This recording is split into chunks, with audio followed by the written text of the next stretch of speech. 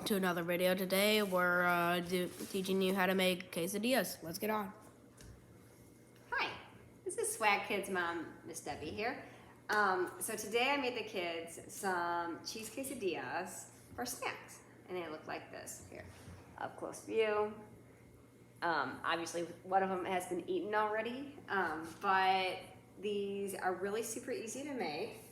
So what I did was I took one of these Mission Carb Balance tortillas and I heated it on both sides. Then I put that on a plate, sprinkled it with some triple cheddar blend, Tillamook, I think is how you pronounce it, Tillamook cheddar cheese. Oh, this is amazing stuff. So I sprinkled that on the top of that tortilla on the plate.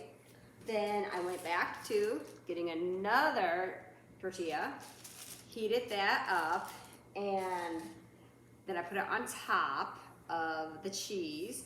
And oh, you have to heat it on both sides, so just don't forget. And then put it on top of the cheese.